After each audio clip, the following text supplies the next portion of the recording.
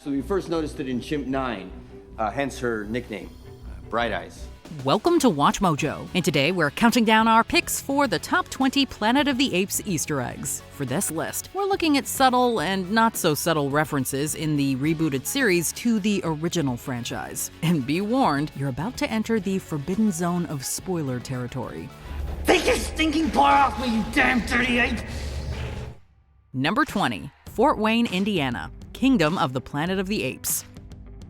Through Kingdom, the human May was after a mysterious technology, revealed in the denouement to be a key that will allow the human survivors to access a satellite network. Hello? Is anyone there? Able to communicate with the wider world, transmissions begin to come in with other far-flung human settlements, just as the ape Noah looks to the stars through a telescope. In fact, both events harken back to the stellar beginnings of the 1968 film. You who are reading me now are a different breed. I hope a better one. The main character of that film, astronaut George Taylor, was revealed to be originally from the city of Fort Wayne, Indiana. When the first transmission is received, it's from where else? Fort Wayne. This is Fort Wayne, Indiana. We read you. It's good to hear another voice out there. Number 19, Stephen Jacobs, Rise of the Planet of the Apes. Not every Easter egg is a reference to something on screen, as a few were callouts to the people behind the scenes that made those classics possible. There's a lot of money riding on this, Will. You only get one shot. One of the most key people for those classics was producer Arthur P. Jacobs, who produced all 5 films in the original series. Known as the father of the Planet of the Apes, Jacobs would tragically pass away suddenly of a heart attack just 2 weeks after the release of the final film. However, his legacy would live on in Rise as the antagonist Stephen Jacobs in a callback to the producer. I swear, you know everything about the human brain except the way it works. Number 18, The Forbidden Valley, Kingdom of the Planet of the Apes. A pretty good rule of thumb in any movie is that if someone says that a particular area is forbidden, the characters will find their way there, and it has something interesting in it. He does come from somewhere in the Forbidden Zone. He's described the region to us and described it accurately, for I have been there. You visited the Forbidden Zone? Yes, sir. Such was the case in the Forbidden Zone in 1968's Planet of the Apes, which hid the secret that humans had once been the dominant species on the planet. So when in Kingdom, a valley where none of the Eagle tribe are allowed to visit is brought up and explicitly referred to as forbidden, we know what we're in store for. You did not go to the valley beyond. It's forbidden. When our hero Noah ventures into the Forbidden Valley, he too finds humanity's ruins crumbling by the sea. Number 17, The Fire Hose, Rise of the Planet of the Apes. During his stay at the San Bruno primate shelter, Caesar suffers a number of indignities, both from the other apes, but primarily from his caretaker Dodge. Stupid monkey.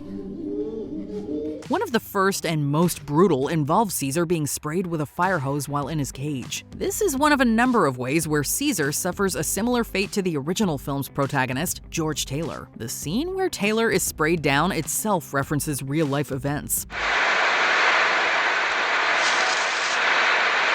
Coming out towards the end of the 60s, many of the brutalities shown towards Taylor are reminiscent of those endured by civil rights protesters. Number 16, The Ape Scarecrows, Kingdom of the Planet of the Apes. About halfway through Kingdom, the trio of Noah, May, and Raka come to a bridge across a raging river in their quest to find Noah's clan.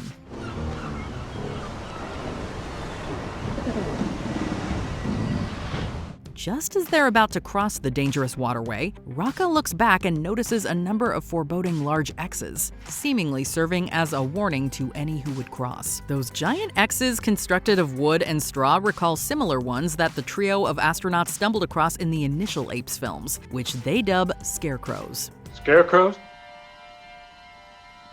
Let's see. Both times, the Scarecrows portend danger, as not long after, both groups are attacked and captured. Number 15, Cornelia, Rise of the Planet of the Apes. Being raised by humans, Caesar doesn't meet others of his kind until he's placed into the ape sanctuary in the second act of Rise. He immediately meets plenty of apes, including a fellow chimp, Cornelia. This one's so cute! What's his name? Name's Cornelia. It's a she. Fans of the franchise's ears perked up at that name as it bore a striking resemblance to Cornelius, an important ape in the original films, who was elevated to main character in his third appearance, Escape from the Planet of the Apes. Does the other one talk?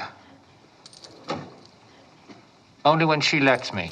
This was a clear indication that Cornelia would play an important role, and indeed she did, serving as Caesar's love interest and eventual mother to his children, including, of course, one named Cornelius.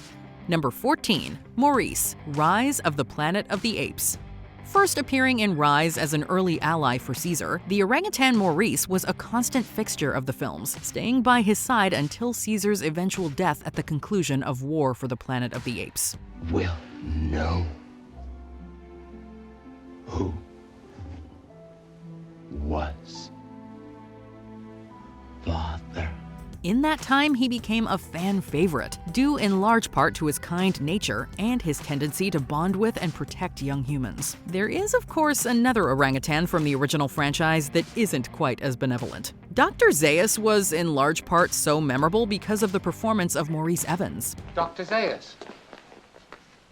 Did you forget our appointment, Cornelius? As a tribute to Evans, his name was lent to the ape in the newer films. Number 13, Apes Shall Not Kill Ape, Dawn of the Planet of the Apes. Those who have not watched the Apes films from the 1970s in some time could be forgiven if they missed this one. Apes shall never kill ape. Apes shall never kill ape. The refrain, "Ape shall not kill ape," is one that is central to the conflict of Dawn, in which Caesar's follower turned usurper Koba uses the law created by Caesar against him. However, the saying traces all the way back to Beneath the Planet of the Apes, but became a major plot point in Battle for the Planet of the Apes when the evil Aldo breaks the taboo. That film ends with the question of whether one murder justifies another. Similarly, the conclusion of Dawn sees Caesar break his own law, dropping Koba to his death. You are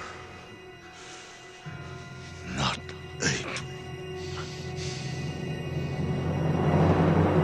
Number 12, Charlton Heston, Rise of the Planet of the Apes.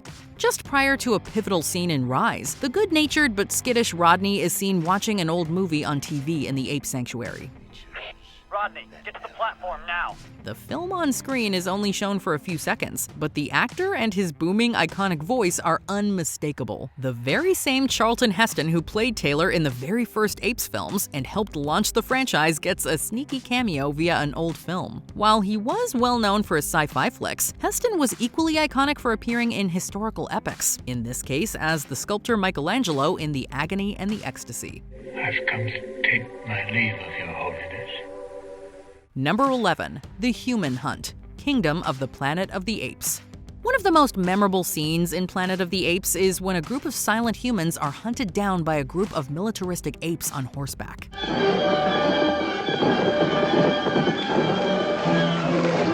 While not being a direct recreation of that scene, Kingdom has a very similar one after Noah and company encounter a group of feral humans near a zebra herd. Apes on horseback attempt to capture the humans with nets, but this time around, there's a twist. While the original saw George Taylor captured and temporarily losing his voice, Kingdom has May revealing her ability to speak in order to call for help and escape.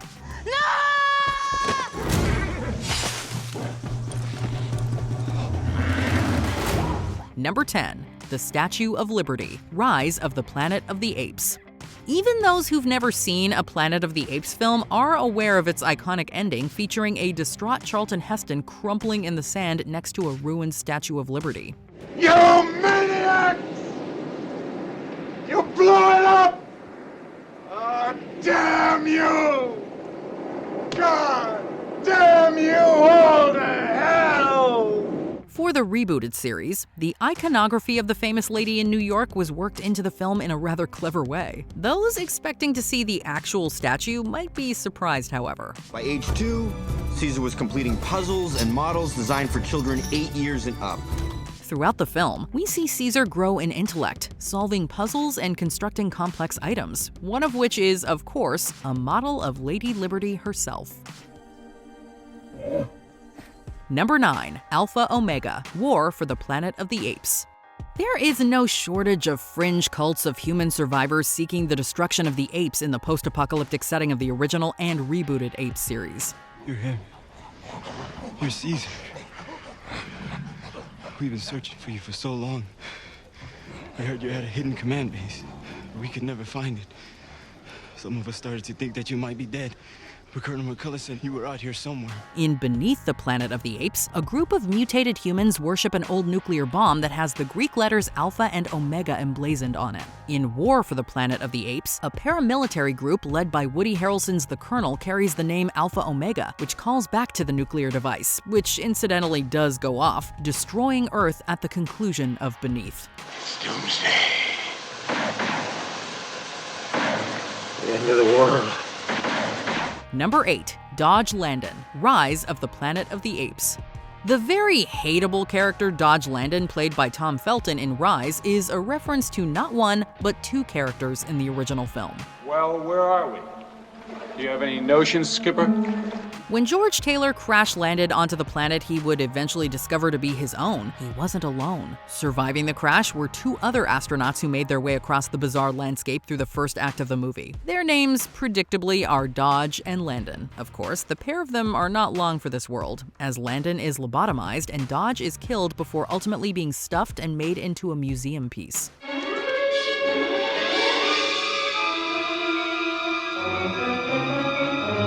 Of course, Felton's character does not fare much better. Number 7. Nova, War for the Planet of the Apes and Kingdom of the Planet of the Apes. The young girl Nova's name in War is both an Easter egg and a hint at humanity's future. You cannot take her, Maurice.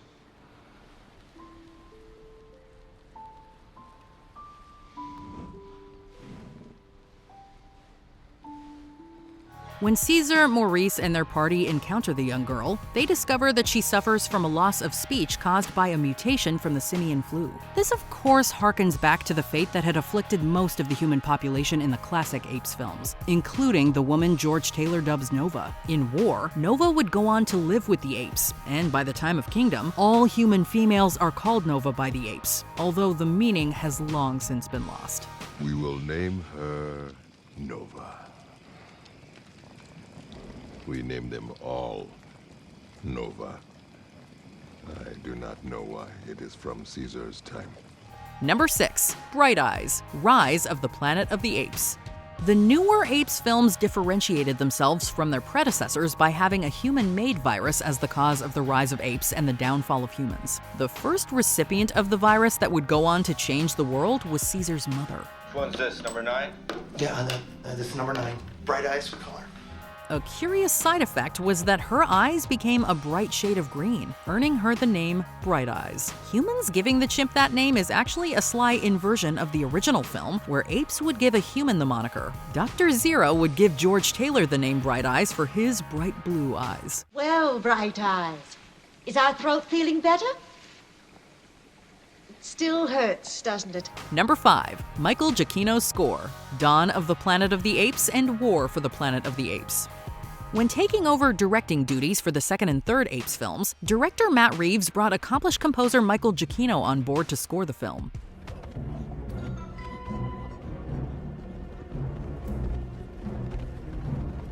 Giacchino brought his distinct style to the project. At the same time, however, he married his new themes with elements famous from Jerry Goldsmith's Academy Award-winning score from the original Planet of the Apes.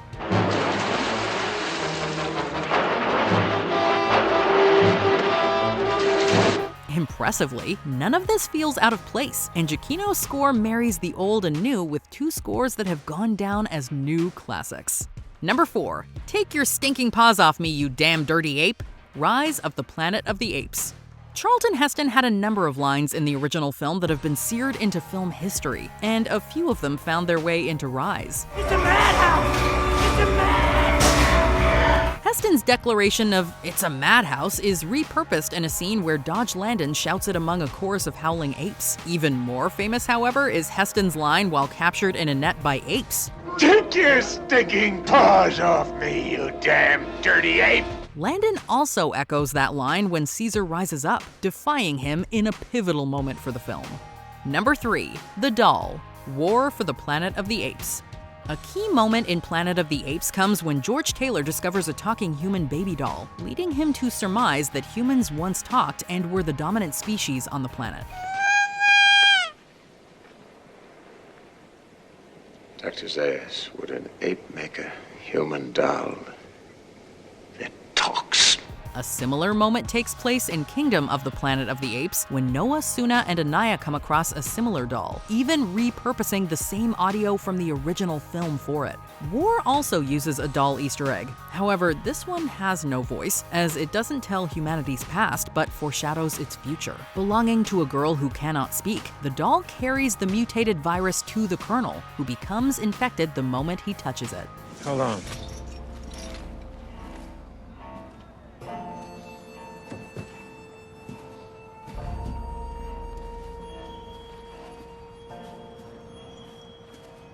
Number 2. Lost in Space: Rise of the Planet of the Apes. The first few Apes films prominently featured space travel, with the ship Liberty 1, nicknamed the Icarus, and its sister ship Liberty 2 being important plot points in the first 3 films. Welcome, gentlemen, to the United States.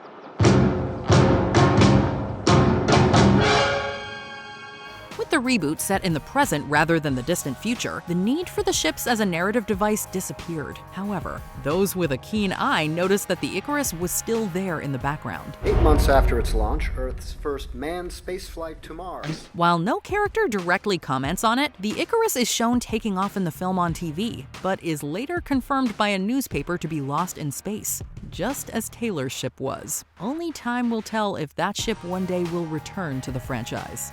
Before we continue, be sure to subscribe to our channel and ring the bell to get notified about our latest videos. You have the option to be notified for occasional videos or all of them. If you're on your phone, make sure you go into your settings and switch on notifications.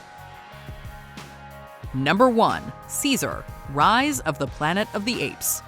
One of the most iconic characters of the 2010s, Caesar has become so prolific it can be easy to forget that his name is a reference to a different character in the original films. Caesar. A king. Also a revolutionary that led his intelligent apes, the Caesar that appeared in the 4th and 5th Apes films was played by the same actor who played his father Cornelius, Roddy McDowall. The link in name and function of the characters helped link the old and the new. However, their differences also established that this series would stand on its own, with Andy Serkis making the new Caesar a unique and memorable addition to the modern film canon. What are your favorite Planet of the Apes Easter eggs? Let us know in the comments. Did you enjoy this video? Check out these other clips from WatchMojo, and be sure to subscribe and ring the bell to be notified about our latest videos.